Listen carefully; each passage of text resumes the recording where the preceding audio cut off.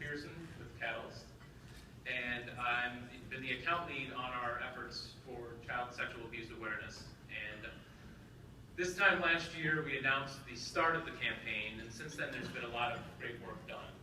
We've had people within Catalyst, the Ad Council, our advisory group has been great, a lot of other talented people working on this project. And we're now at a stage where we're in production for our print, TV, radio, and our website. And in a moment, we'll run through a mocked-up version of the website. Our campaign is designed to try to change a few things, a few perceptions out there. We want to change attitudes about child sexual abuse and reporting of child sexual abuse. It's not an easy topic for a lot of people. We want to increase the motivation for people to act when they do think something's wrong, when their gut tells them something's wrong, getting to act, and giving them the knowledge and skills to take that step. It's not always easy to take that first step, as Jesse just talked about. Overall, we want to lower the barriers to action, make it easier for people to figure out how to start the process. This sounds pretty straightforward, but really there are a lot of mental hurdles, that people have. Jesse talked to some of them. We did a lot of research when we were formulating our plan for this campaign. One national survey showed that 72% of people who knew of child sexual abuse reported it. That 72% reported.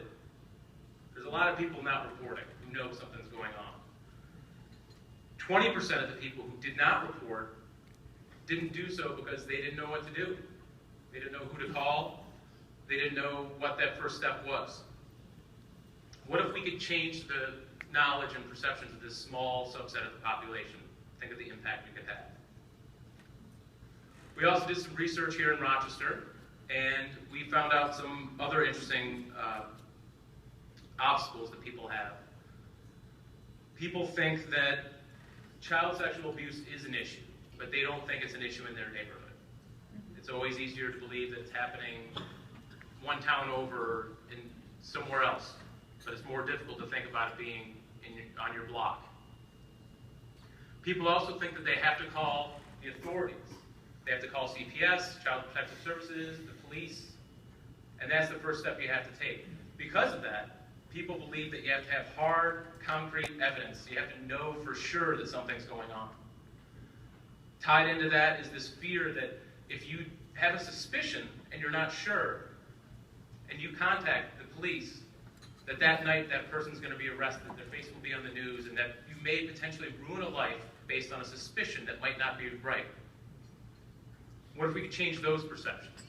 What if we could give people a safer place to go to take that first step?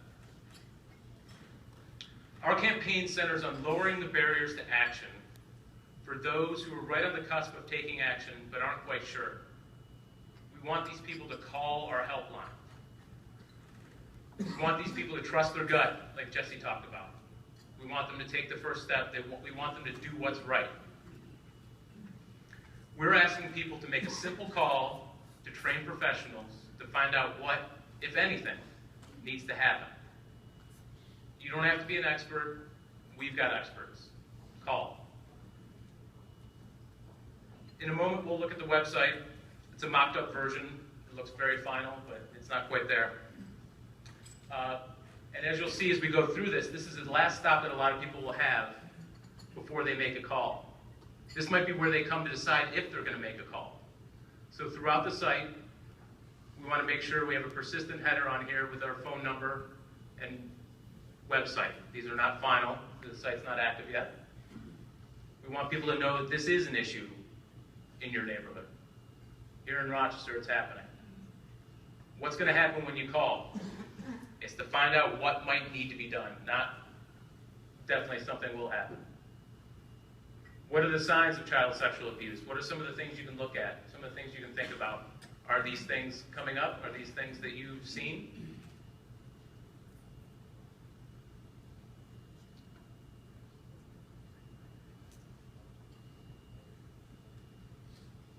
Some information, some stats that are shocking, really, and frankly, somewhat difficult to believe.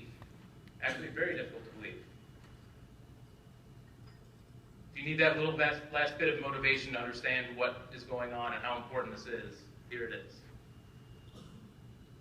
And thank you for being brave. Thank you for taking this first step. Now it's time to pick up the phone and call and find out what might need to be done. Now this site is not active yet.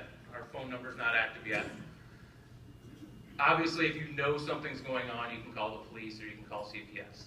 If you're not sure or you have questions, in the meantime, you can call Bavona. Their number is 935-7800. Again, that's the Bavona Child Advocacy Center at 935-7800. And thank you for everyone for their work on this and the support. And we look forward to getting this live and trying to make a difference. Thank you.